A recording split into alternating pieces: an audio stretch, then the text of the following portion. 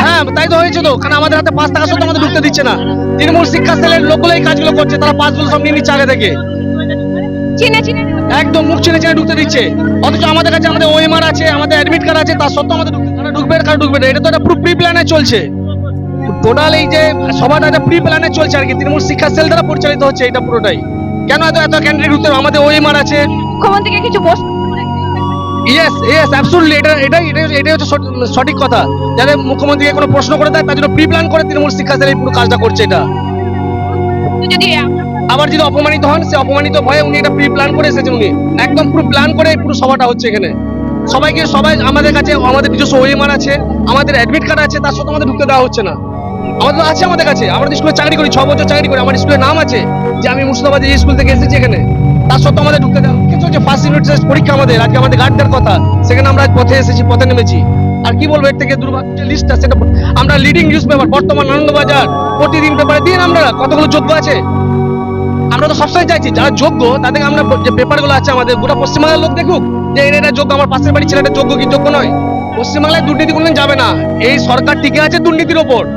এই সরকারের বেসটাই হচ্ছে দুর্নীতি, পকেট ভরাবো, দুর্নীতি করব, চুরি করব, টাকা আত্মসাৎ করব, এটাই হচ্ছে এই সরকারের বেস।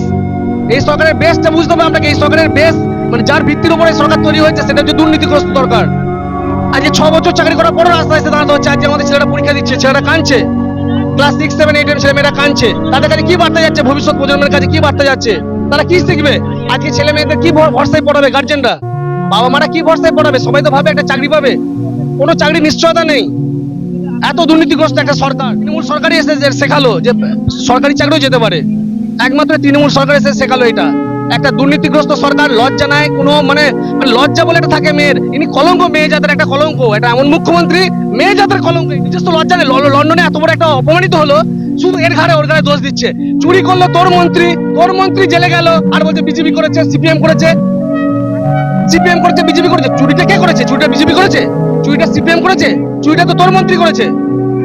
তোর মন্ত্রী চুরি করেছে, জেলে গেছে। পার্থ কার মন্ত্রী ছিল? পার্থ তৃণমূলের সেকেন্ড হাইকমান্ড। শুধু বিজেপির উপর দোষ, এর উপর দোষ সিপিএম করেছে।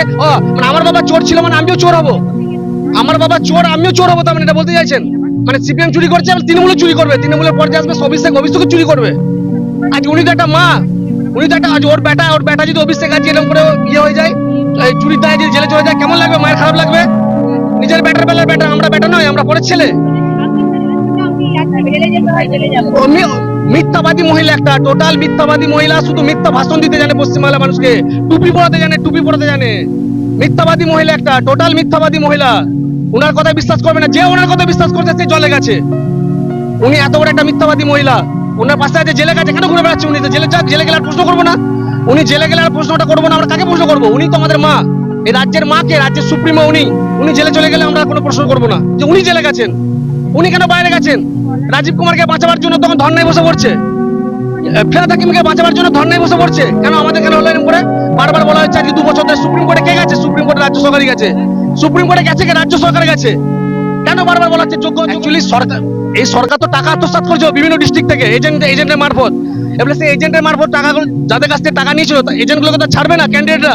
এই ভয়ে উনি চাইছিলেন 26,000 কে আমি বাঁচাবো। কিছু উকিল আছেন আমাদের সুপ্রিম কোর্টে, ওনারা বলেছিলেন যে আমরা বাঁচিয়ে দেবো, চিন্তা করবেন না। তবে এরকম আরো ভালো ভালো উকিল আছে, ওনারা বলেছেন আমরা বাঁচিয়ে দেবো, আমি চিন্তা করবেন না। উনি তো কারো কথা নেন না, উনি কারো কথা নেন না, পুরো একজেদি মহিলা, কারো কথা নেবেন না। উলঙ্গ রাজা বলে না, রাজা উলঙ্গ কে বলবে? কাপড় নাই, ওনাকে কেউ ভয়ে বলতে পারে না। যেমন কংগ্রেসে ছিল Sonia Gandhi, one and only madam, ওকে ভয়ে কেউ কিছু বলতে পারতো না। সেই রাজ্য তো কায়েম করছে যে আমার উপর যেন কোনো কথা বলতে না পারে। আপনি জিজ্ঞাসা করুন নিচুতলা কর্মী বলে, যতক্ষণ না আমাদের মাননীয় কিছু বলবে ততক্ষণ পর্যন্ত আমরা অ্যাকশন নিতে পারবো না। মানে ওনার মানে ইশারা ছাড়া একটা গাছের পাতাও নড়ে না। বেছে বেছে উনি প্রশ্নের সম্মুখীন হতে চান না। উনি সত্যি প্রশ্ন, যেগুলো সত্যিকারের প্রশ্ন, তার প্রশ্নের সম্মুখীন হতে উনি চান না। উনি চাই সবসময় ওনার মন করা প্রশ্ন হবে এবং হাততালি পড়বে, এবং সেটা আমাদের মিডিয়া দেখাবে। ওদের দলের লোকই প্রশ্ন করবে, ওদের দলের একের মধ্যে উত্তর দেওয়া হবে এবং সব হাততালি দেবে। পশ্চিমবাংলার জনগণ ভাববে হ্যাঁ সঠিক উত্তর দিয়েছে, দেখো সবাই আমাদের সরকারের পক্ষে আছে। আমাদের মুখোমুখি করতে হবে তো, যারা বঞ্চিত, যাদের ঘরে আজকে উনুন চলছে না, যাদের আজকে, আমার বাড়িতে আমার বাবা আছে, ভাই আছে, বোন আছে, বউ আছে নিজের, তাহলে কি করে সংসার চলবে? উনি তো নেবেন না, তো দেখবেন না পুরোটাই একটা গটাপ সভা হচ্ছে এবং প্রি প্ল্যান সভা। উনার কিছু লোক আছেন, মানে উনার কিছু দলদাস লোক আছে, সেই লোকগুলি প্রশ্ন করবে ওদের মনের মধ্যে উত্তর দেবে, পুরো সব উত্তর করা আছে, কি প্রশ্ন হবে কি উত্তর হবে দেখবেন আপনারা, দেখুন একটু পরে লাইভ দেখতে পাবেন। উনি এতটাই মিথ্যাবাদী, এতটাই ছলনা, এতটাই চাতুরীর উনি নাই। ওনার অপছন্দের প্রশ্ন হবে না। না, ওনার কোনো অপছন্দের প্রশ্ন হবে না, কোনো মতই হবে না, এখানে দেখে নিন না, আপনারা দেখবেন একটু পরে দেখতে পাবেন, কোনো দিন হবে না, ওনার অপছন্দের কোনো প্রশ্নের উত্তর দেবে না।